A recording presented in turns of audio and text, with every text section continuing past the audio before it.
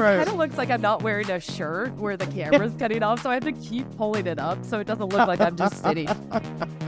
I'll crop it specifically so that you're just naked the whole time. So it's just this.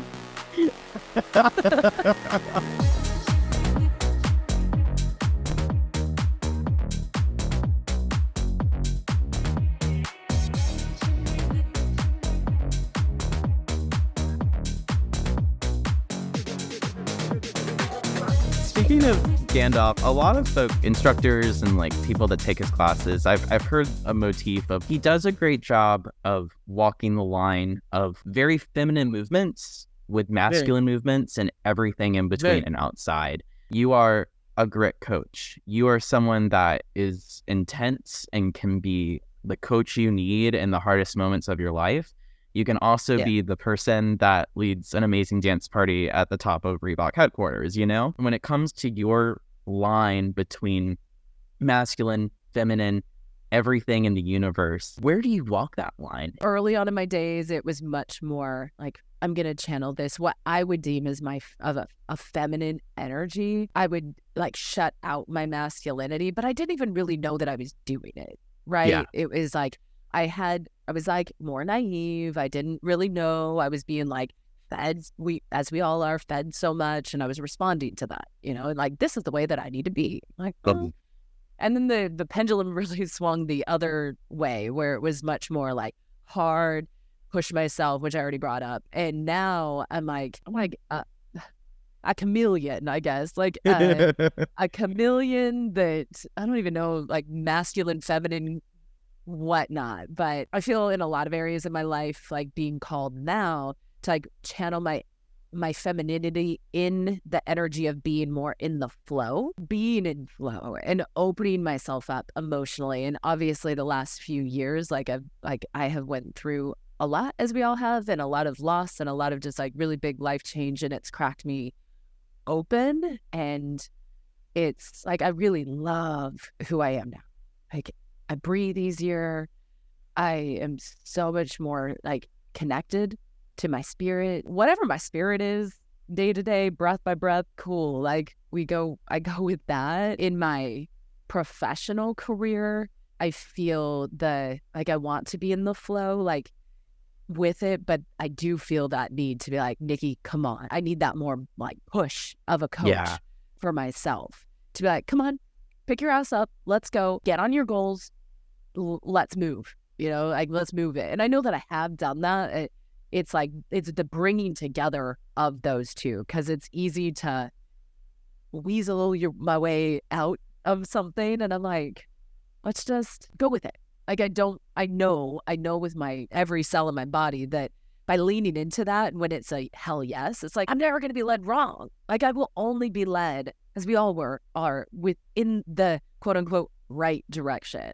Oh yeah. So like, stop the resistance. And that's more of that like masculine energy, that like resisting hard, to like let that go, but fuel it with that energy to like propel me forward. Have you ever done any type of like more expressive like drag performing, like dressing up like in more that's of my like dream. Oh, I was curious.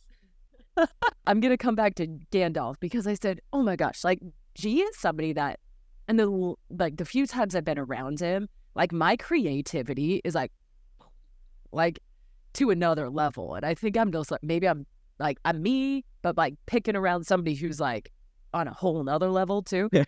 And I said, oh my God, G, I just really want one day, like I want to do drag, but I want to like teach fitness in drag. Do you think it would be a great idea to like start a fitness program that nobody steal my idea who's listening to this? Copyright it. Mm-hmm. Don't take it. But drag fitness, like for my 39th birthday, okay, I don't like even numbers.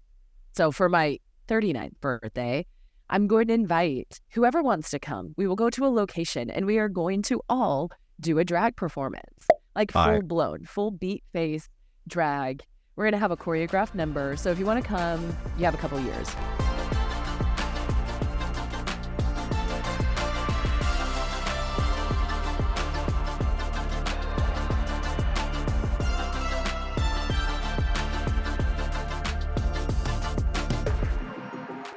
It's natural that there's resistance to people seeing you live as yourself, especially as a queer person.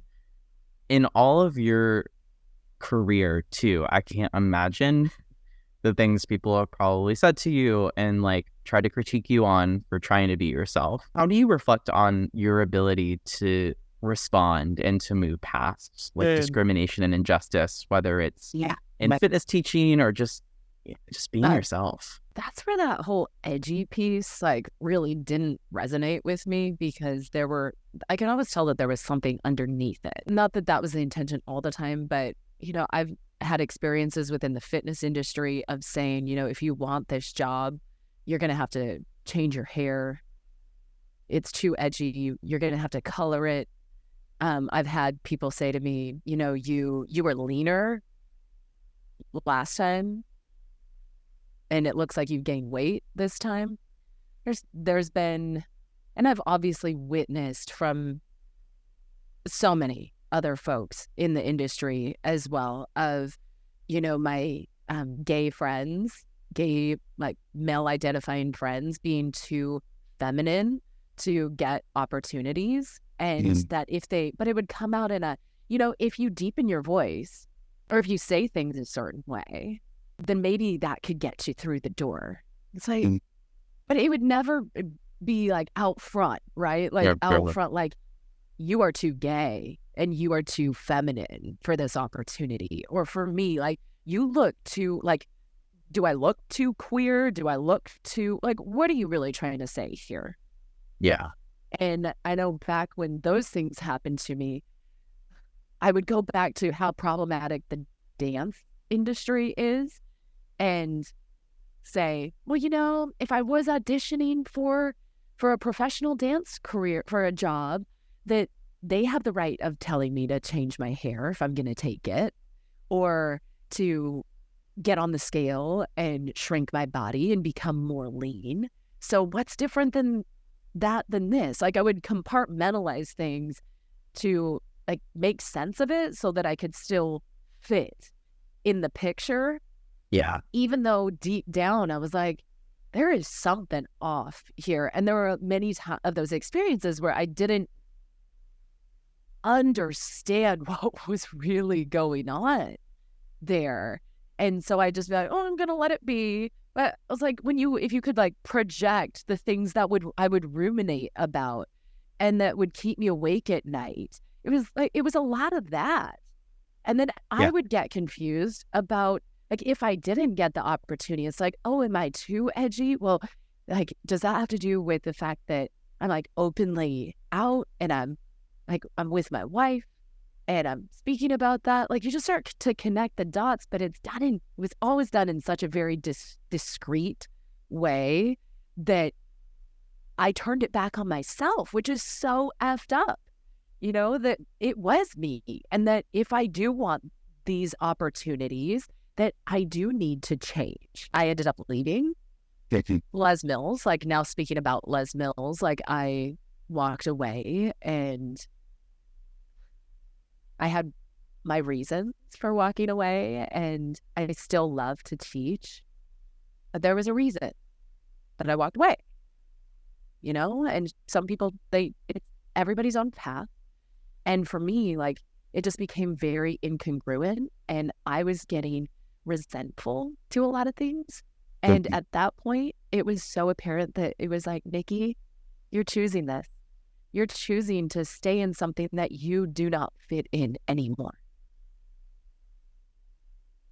And it is up to you to change the outcome. And in doing that, like, I left in a way that it was still very close to so many folks. And I sat on the fence, Judson, of like, do I go back? Should I go back? I want to go back. Well, I aim to do, which is, everybody has their own path, right? But the way that I do things, and maybe that'll change in the future, but like, I felt that I did it in a way that there were no real bridges burned, and that I still have maintained the relationships, and I've let go of the people and the experiences that I needed to within my own energy, right? Yeah. And to resolve things, have conversations that I needed to have, because also like if I don't say something, then like they're probably not sitting back there ruminating about me, you know, but Yeah. giving that voice and that passion and that fire of myself to be like, you know, it's this something within an instance is not aligned with my values. So I feel empowered to speak up with anything, right? With anything, it's like to feel safe to be able to speak up. And also like when you know that it is your time to go, to be able to leave in a way that like works for you rather than working for it. And I found myself working for it a lot more than it was that I was making it work for me too. And then it came back to me. It was like, I can't sit here and point a finger forward when there's 3 fingers pointing back at myself. Because yes, I'm freaking obsessed with so much more of my experience has been freaking incredible. Even within some of the hard things that have happened, those do exist. And one doesn't cancel out the other. Let's be clear.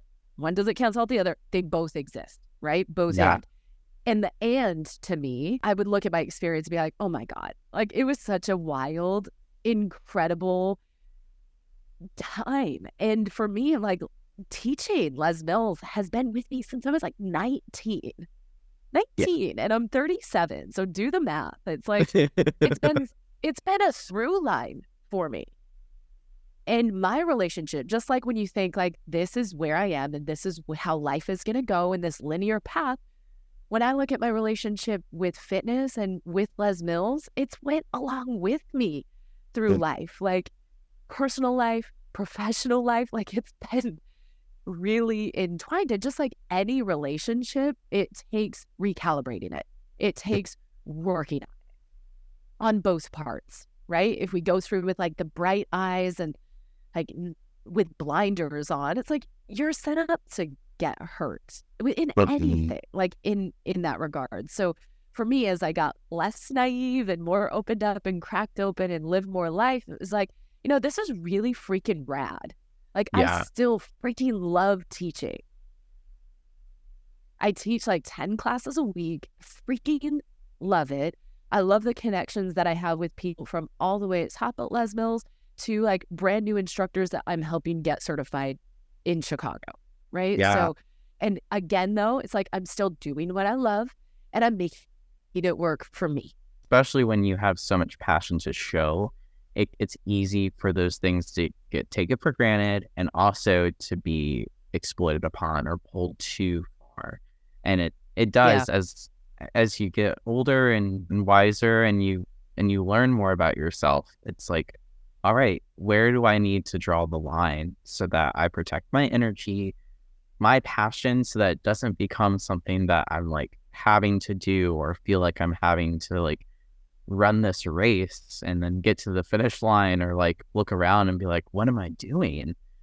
It's hard. It's so easy for your identity to get wound up in what we do, right? Your identity. And then I've had so many friends, people who have moved on from the team, from like teaching, or they have these like incredible skills. And they're like, Nikki, I don't know what to do with my life. I'm like, boo. Can we just talk for a second and look at all the things, all the skills that you have acquired, right? And I thank Les Mills for that. Like there's so much from training to coaching to feedback to presenting to pushing through hard times to building community. Like there's so many things that we all have learned that apply literally to everything anywhere that you choose to go. Yeah, it's easy to get sucked up in the shininess of any of it. But I think that like a fitness company and like being in fitness, like it's super cool, super edgy, and it's really sexy too, you know? Like it's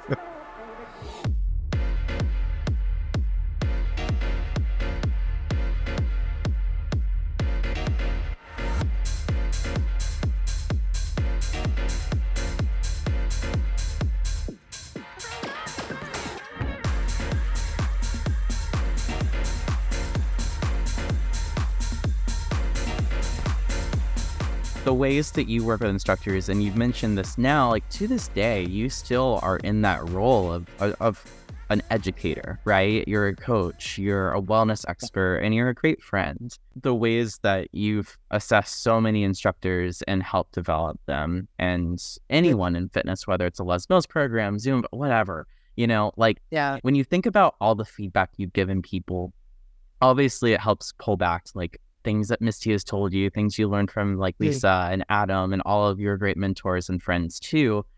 Is there a specific instructor story or instance where you saw development that like sticks out in your head, vivid as day, that you've 100%. experienced? It's Cameron Jones.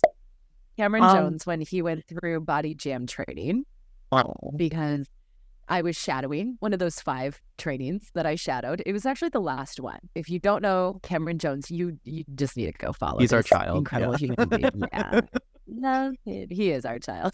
I'd have a kid if I knew it was going to be Cameron. For real. What? Just the best human. But, this Cam came into body jam training, and it was Misty and myself co-facilitating, and was so quiet and like kept to himself. And in the presentations, you could tell that like he was dancing, but there was a lion in there, like a lion. Mufasa was inside Cameron, ready to bust out. And we continued to keep encouraging him and gave him feedback and gassing him up. And, the thing is that he believed it deep down. And the final presentation, he came back and he blew it up, like blew the presentation out of the water. Misty and I remember us like throwing our papers in the sky, and everybody in the training was cheering. We were crying. Cam was on fire. And that, like, if I could only remember one memory from my fitness career, I'm pretty sure that would be it. Wow. For sure. And to see it click, not from what we said. And it was like when the teacher meets the individual, right? And him being ready for it, and boom. And the way, like, the journey that Cam has went on, and being so profound and connected to who he is. And man, I learned so much from him as well, about like speaking out, standing up for himself, standing up for community. Oh my gosh, like I would put Cam as one of my heroes in life. And so like that, I think Missy and I did, he might be able to say something different to this, but like we gave him a little on the nose, and he was like, I'm ready, which started a long time before he came into body jam training. But, it always helps to have people that can see something within yourself that maybe you can't see at that time. Yeah. And so, yes, absolutely. That's it. What a great feeling of when, like, all the things you prepare yourselves to do, and you're like when you're working with an instructor and like you see their potential, and it's going to take some time. But in that moment, it sounds like it was ready for the person to rise to that challenge and just do it. Totally. Like, I can't imagine such a rewarding feeling within that training weekend of like, wow, like you see the progression. Totally. And we got to see that, like that is such a profound experience on so many levels, and I got the ability of witnessing thousands of people have those moments, and that to see that, like, you can feel it in people. You can feel it when they're like, I get it. Like, I believe it. I believe in me. I got this. And I'm like, man, like that, to be able to witness human beings having that experience, it's like, this is so freaking incredible. So yeah, I have thousands of those kinds of stories, and I'm so incredibly grateful and appreciative to be in those positions, to be able to do that, and that I still get to do that, right? I'm doing that still. You just are as much. Yeah, like it's really cool how it transfers over. Oh, I can't wait for Cam to listen to this and hear that. I'm not going to tell him. I'm going to let this be a surprise. He's going to love that.